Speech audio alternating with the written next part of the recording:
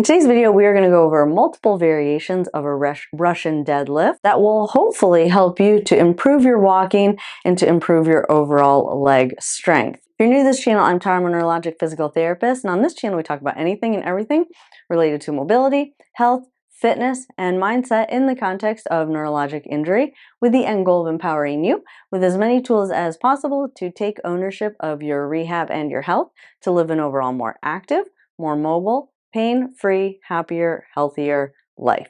And all that said, let's just first talk about what a Russian deadlift is and why people do it. So Russian deadlift, or a lot of times people just call it an RDL, is basically just where you hinge at your hips. I'm sure you guys have seen this type of an exercise on the Instagram or other places if you're someone that regularly follows some of these kind of fitness influencers. But it really is a great exercise for teaching your hamstrings and your glutes to kind of work together, which if any of you have been following me for a while, you know that the hamstrings and the glutes are part of what we call that posterior kinetic chain. If you missed that video, I will link that video in the description below. But long story short, the posterior kinetic chain is just a link of structures, soft tissue structures on the back side of our body that is most valuable for most of you, or the most meaningful part of this kinetic chain is that when you accept weight on a leg, this posterior kinetic chain is kind of what gives your entire body stability as you move through the standing phase of walking. That's number one. The other reason, or the other component or feature of that posterior kinetic chain, or that linking up of structures, is that it produces a ground reaction force. So it's actually what prevents you from crumpling to the ground when you're walking. So when your foot hits the ground pushes up into your foot.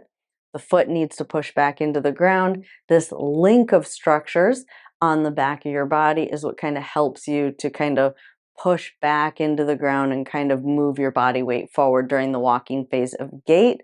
And two parts of that posterior kinetic chain are the hamstrings and the glutes and their ability to work together. Now, I did mention it is a chain up the entire backside.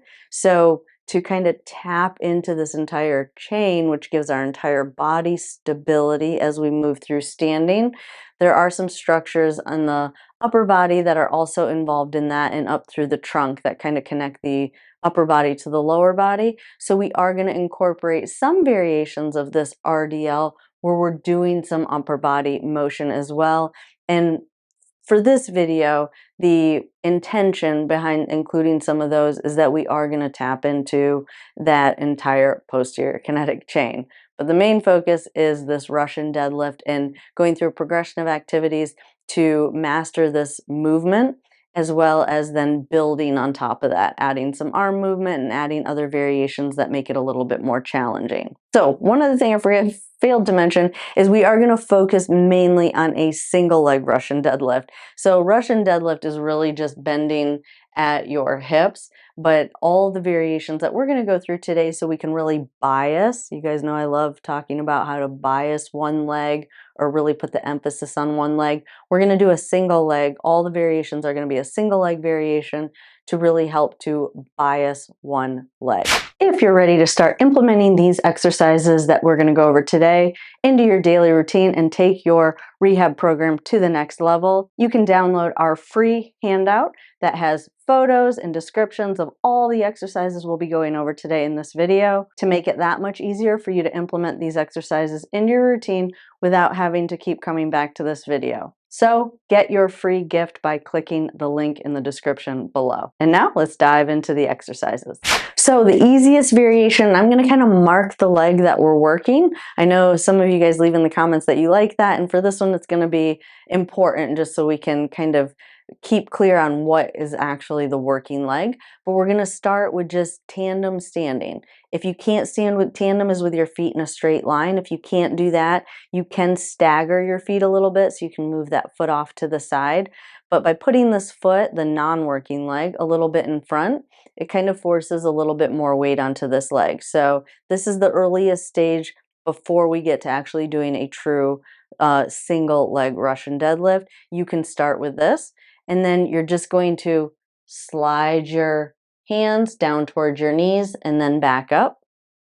Now, the key is to have a soft knee. You don't want a locked out knee, and that you're not just dropping your chest. So the entire time you want to try and keep your chest either pointing slightly forward, or it can be pointing slightly down just a little bit. What I tell people is pretend like you have a flashlight shining directly from your chest. It shouldn't be directly down at the floor. It can be on the floor, maybe like 10 feet out in front of you, or even up on the wall as you bend. So you don't want this. Try and keep that chest up, because that'll just isolate those muscles back there a little bit more. And then back up. And then down. And then back up. Now the next variation is what I kind of call like a kickstand variation. So you're using your uninvolved leg. You have the toe down to help you with your balance a little bit, but you don't have a lot of weight on it. And you're going to do the same thing. You're going to reach down, kind of slide your hands down towards your knees and back up. Slide the hands down towards the knees and back up. Now we're going to advance that a little bit more and add a step. Putting your other leg on a step just kind of gets that leg out of the way a little bit more, further kind of biasing this leg. And then same thing, soft knee, chest pointing forward, sliding those hands down the leg, and then back up towards the knee, sliding those hands down towards the knee, and back up. And again, sliding them down towards the knee and back up. All right, now taking that a little bit further, you're going to put your non-working leg back on the wall and kind of push that leg back into the wall. And same thing. Slide the hands down and back up. Slide the hands down and back up. All right, now we're gonna, if you get through all of those and you can do all of those pretty well, now we're gonna go into actual single leg standing variations, including some of those ones that involve the arms, as I had mentioned at the beginning. So the very first one is shift your weight. If you're transitioning from having the foot down to not having the foot down, step one is to first keep that toe down, shift your weight so that belly button gets centered over the working leg. That's this leg. Once you feel like you can do that, you're going to hinge.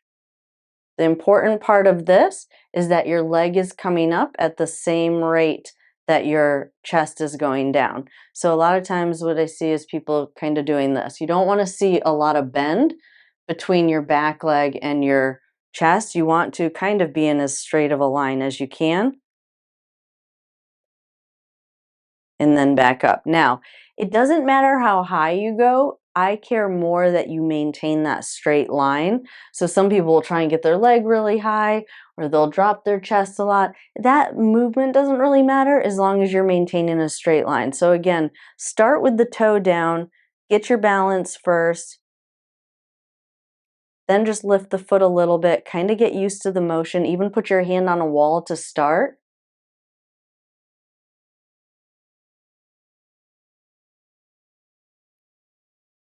And just get that feeling. Soft knee, bending at the hip.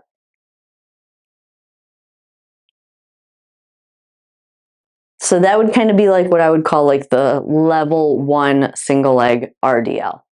Now, one other variation that's extremely helpful in those earlier stages that will also help to kind of keep your chest up is to add a foam roller. I would almost say that this one might be level 1. This one might go before the doing it without. So before the actual exercise that I just showed. But either way, you could try both and see which one's easier for you. This variation might help you to keep your chest up a little bit, but you're basically just going to hold that foam roller between your foot and your hand. And do that same hinge. Show it to you from the side.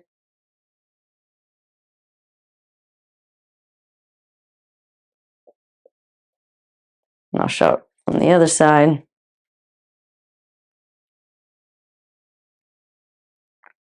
All right, now we're going to add a target on the ground and kind of reach for that target.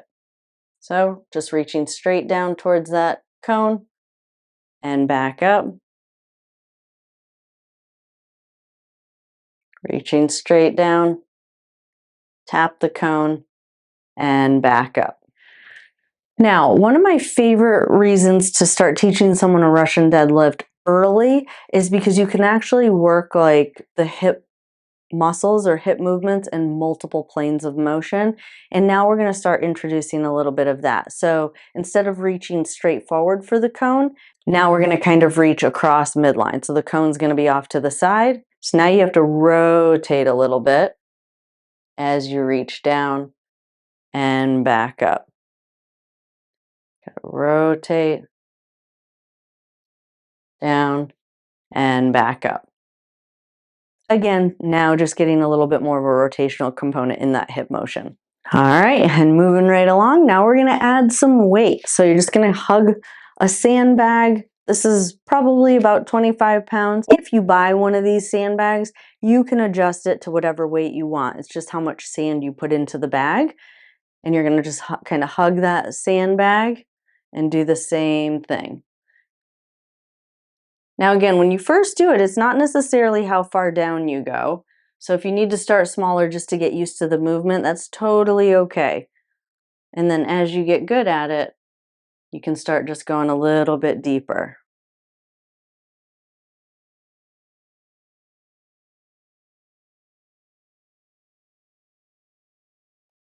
Again, not forgetting to do all the mechanics, use good form. I would say even as you start to do the more challenging variations, it's always good to start out with a few of the ones that we've already gone through as kind of a foundation, just so you can get the feel for the movement and make sure you're keeping proper form before you start adding weight. All right, next we're going to add a band. So the band is underneath this foot, and then I brought it up and over this shoulder. And you're just going to do the same thing. Bend and come back up. Let me show it to you from the side. Bend and come back up. You'll see it on this shoulder. Hinge and back up. Hinge and back up. Now remember I talked about that posterior chain earlier on? This activity right here is one that will really tap into that. So that chain of structures, and again, if you haven't seen that video, watch the video in the description below. But that chain of structures is all of the muscles up on this leg, on the back side of one leg, really connects with a chain of muscles and soft tissue structures on the back side of the opposite upper trunk. So that's all part of this posterior kinetic chain. By putting this band around the shoulder, which is kind of technically pulling that shoulder forward, it's kind of forcing you to elongate. If you think about it, it's the same way you have to push back into the ground when you're walking, right? So if the ground pushes up into you and you didn't have any muscles, you would just crumple to the ground like an accordion. The ideal is that you push back into the ground, and that requires some muscles in the backside, on the backside of the opposite shoulder. So again, from the front, bands crossing the body, bend, and back up.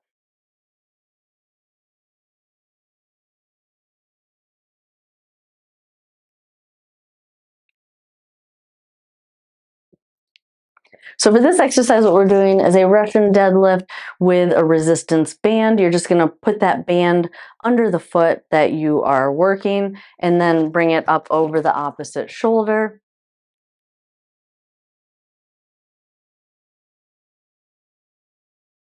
And then from there, you're going to hinge at your hip, keep that chest up, bend at the hip, lift that back leg, and come up. Let me show you from the side. As you come up, you're kind of bringing that shoulder back. So again, hinge at that hip, forward, and back up. All right, now we're going to add a weight. So for this one, you're going to reach down, kind of over your opposite foot. And then as you come up, you're going to bring the arms up. So down across your body. And then as you come up, you're going to bring your arms up. Wait! Before you go and click on the next video, make sure you click on the link in the description to get that free handout of all the exercises that we went over in today's video. It is guaranteed to get you that much closer to actually putting into action the things that you're learning on this channel. So, link for the handout of today's exercises in the description below. And then that is it for this video. I hope you guys found this video helpful. If you're new to this channel and you like these types of videos and you haven't yet subscribed, go ahead and hit that subscribe button, turn on that notification bell so that you'll get notified every time I upload new videos. If you want to get exercises throughout the week, head on over to Instagram where I post 1 to 2 videos every single week, not here on YouTube. If you want to go a little bit deeper, you can join our monthly gold membership. With your membership, you will get access to over 400 exercises that I use with my patients that I see in person, as well as access to our monthly lives where you can submit questions in advance and we meet up once a month where I will answer your specific questions. More information for that is in the description below. I enjoyed spending time with you all today, and I'll see you in the next video. Have a good day.